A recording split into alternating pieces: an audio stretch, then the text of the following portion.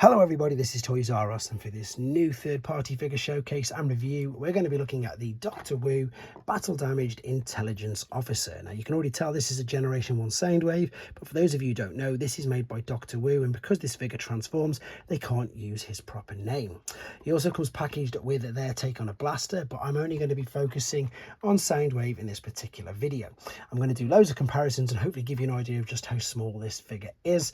So if you're not subscribed to the channel, I'd like to hit that subscribe button for me now, please, because it really will help me out. And I'm also going to leave a link in the description if you want to get one of these from Show Z, because that's where I got these from, and they got them to me nice, quickly and safely.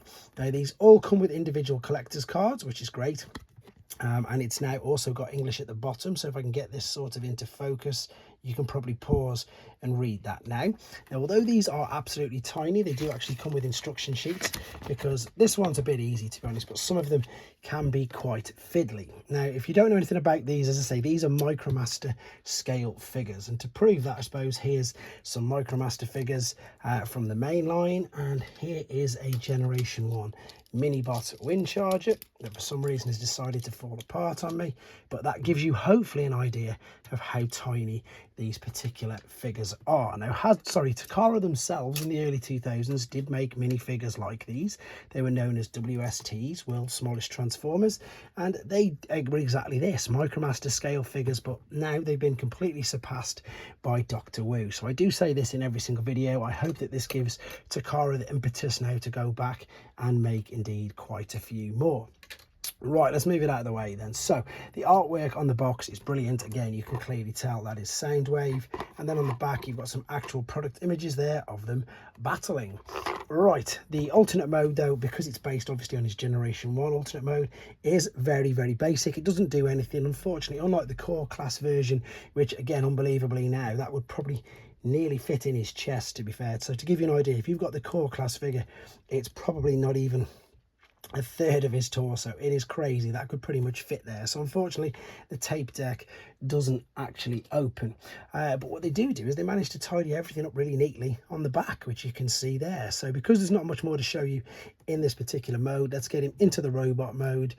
Transformation's pretty simple. We're going to fold the feet out like so, disconnect the legs, bring this ball and socket down, correct the orientation of the leg and the foot, same again on this side like that, and you can already tell that this is quite an articulate little figure. Disconnect them little tabs, bring the head up and turn it around. Now the head sculpt is brilliant. The silver is reflecting everywhere, same as on the legs. So the head, because it's on a ball and socket, will spin all the way around. It will look up and down. The shoulders, because they're on ball and sockets, will go all the way out to the side. You can see the ball and sockets there. That means they'll also go all the way around, and they can go out and in, because of course you can call it a butterfly joint, but it's not really, it's just for transformation. And indeed you can, let me get the arms to bend. I'm sure you can, I just need to slide it down. Wow, this is super stiff. This is the original figure. I'm going to have a go at getting it further down in a second. That's mega stiff. So let me quickly just show you these. This will also pop onto his shoulder. I want to keep it free flowing rather than stop start, but sometimes I'm sure you can agree, or I suppose appreciate, that when you get a brand new figure exactly like that, it is mega stiff. So this, as I say, is his battle damaged version. Let's bring him closer. Let's bring the original version of him there. Let's just go down. I'm just going to zoom in a teeny little bit for you. Let's get the boxes out of the way. And then this is again one of his newer versions, the shattered glass. So as you can see, all tiny, all fully articulate, crazy, really good little figures, to be honest. The arms should slide up and down like that on a slider, but I don't want to break it on this particular video. I'll hopefully get it done for you by the time we finish. And as I say, if I bring in some of the standard Micromasters, you can see some of the Micromasters are actually a little bit bigger. If I bring these out of the way, I've got some other Doctor Wu figures just to give you an idea, and I love the fact that they do crazy things like this. They do Toxitron, they'll do different coloured Galvatrons, they'll do Hauler, they'll do some of, you know, the rarer figures that you can't even really get in G1 anymore. Whereas if you put him compared to core class figures, you can see that the core class figures just simply tower above him every single time. The other cool thing is that they also come with some little cassettes. Now obviously the cassettes don't transform. I'm just going to bring in a couple of other figures to give you an idea No, I'll do that later at the end because it's just way too big. So here are the cassettes. Now these are mixed between Autobots and Decepticons because there's both.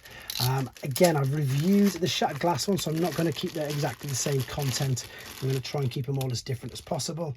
So there is a little rumble, which you can tell, and I'm just going to take Ravage off. You can see that we've got a Frenzy and a Laserbeak, and then we've got some others there as well, a Ram Horn and a Steel Jaw. But what you need to do here is you get these via these little tabs, and then you can tab it together. So there's your shattered glass Ravage with a battle damaged Ravage, if you can just see that there. Right, let's pan this back out a little bit, lift this up like so. That is now, that's 1:1. There it is, it's gone into focus. But to give you an idea again of how small he is, there's your G1 Soundwave, who doesn't even fit in. There's your G1 Optimus Prime, who just about does, but yes, it is the missing link. And then here is your Nemesis Bridge, aka Netflix Soundwave figure as well. So as you can see, guys, a lot of fun, great little desk bots, good if your kids are into them and you don't want them to damage your expensive ones. Again, I suppose just very quickly to give you an idea of size and scale, there's your industry standard Earthrise Prime. It's not even up to the top of the cab. As I said, nice fun little figure. Love collecting these. If you've never seen these before, there's an entire playlist of these on this particular channel. One last quick go at this while it's starting to move. There we go. It is starting to move, but again, you can see that it is quite tough, but it would normally move, and that's all you need to see. As I say, with the articulation as well, the waist will swivel around, the legs are on ball and sockets. These are actual little hip skirts. How cool is that?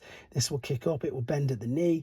The legs are on ankles, ball and sockets as well, so you can do ankle tilt and rock. A lot of fun for a little figure, in all honesty. Let me know what you think of these in the comments, guys.